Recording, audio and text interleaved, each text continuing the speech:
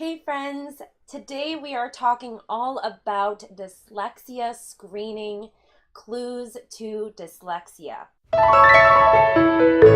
I have actually been going through dyslexia training these last couple of weeks and I have learned so much. I wanted to jump on here and talk to you guys about how you can use the tools to see if your child might have dyslexia. 1 in 5 people have dyslexia, and 70 to 80% of our students that struggle in reading most likely have dyslexia.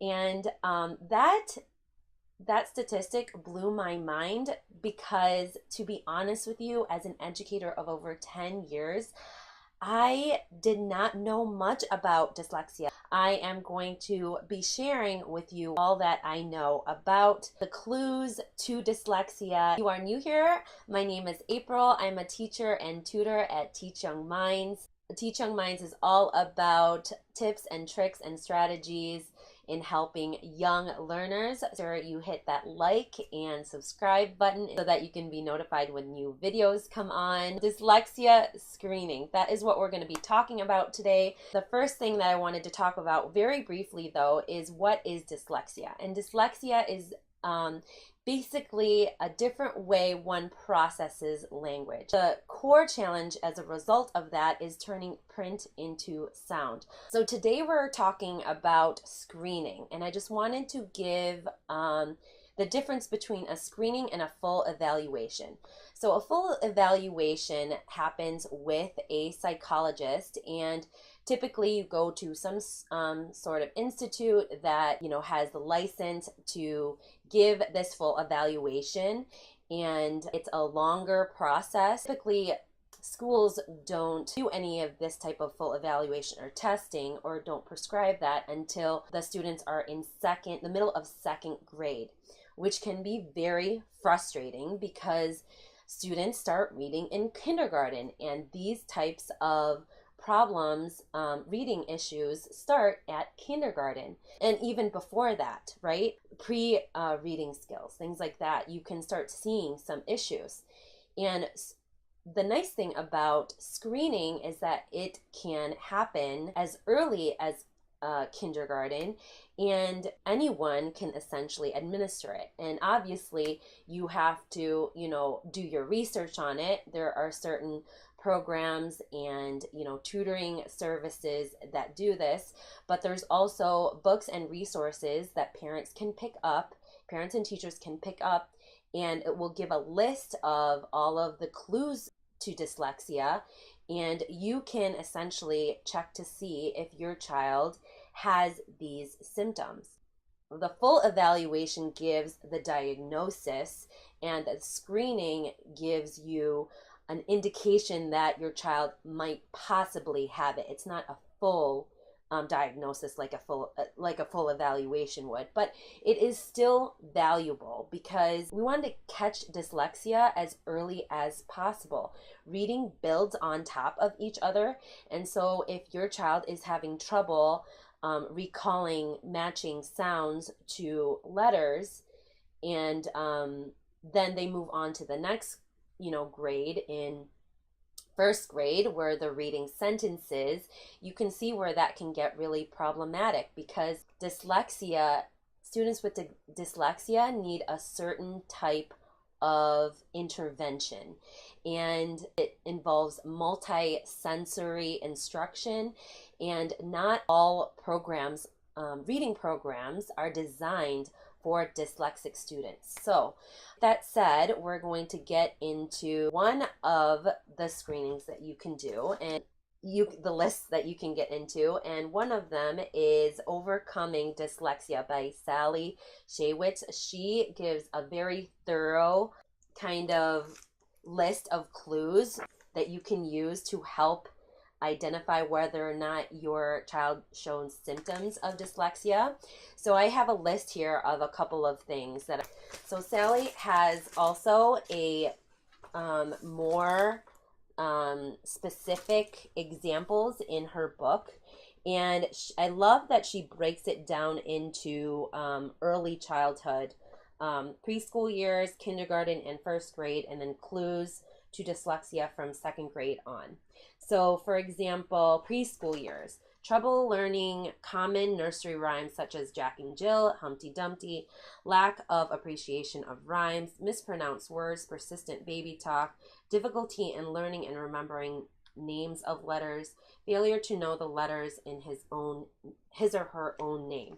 So that's just one example. She goes on to, young adults and adults, and also talks about some myths in dyslexia. And the myths is basically, if a student were to reverse B's and D's and things like that, doesn't necessarily mean that your child is dyslexic. There's a lot of strengths that these students with dyslexia have. Students with dyslexia are big thinkers. They look at the overall big picture. They are also very creative, and also they have just this tenacity and this working mindset, because they're essentially doing double work of what a typical student would do when it comes to reading. And reading, especially in the early years, is king. It encompasses a lot of the curriculum. And students tend to think that, they're not smart because they can't read a word. But reading encompasses two things. It's comprehension and decoding words, reading words. And students with dyslexia, while they might have a hard time decoding a word, their comprehension is so strong. They are really good at critical thinking skills. Sally Shaywitz, Overcoming Dyslexia, look into that. The next screening tool that you can use is Dyslexia Screening. A new state law in Mississippi a couple years back required dyslexia screening in all elementary and schools for kindergarten and first grade, and they use Dyslexia Screening to do this. Wouldn't it be amazing if Michigan did the same thing, that they required our elementary schools to have dyslexia screening? That would be awesome, right? You go to lexercise.com, and I'm going to show you really quickly what that looks like. This is lexercise.com. And this is basically one of, a dyslexia program institute that offers dyslexia help. And one of them are the free tests that they have. So they give you a quick overview of their services. And up here is where you can find the tests.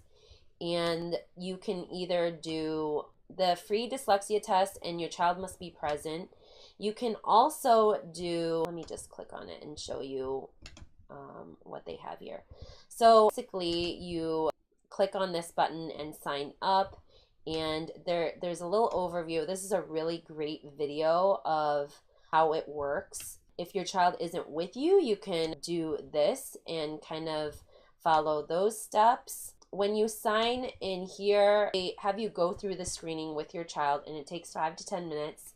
Afterwards, they do ask for your email address. These are two really good resources, like I said, the Overcoming Dyslexia book and the Dyslexia Screening.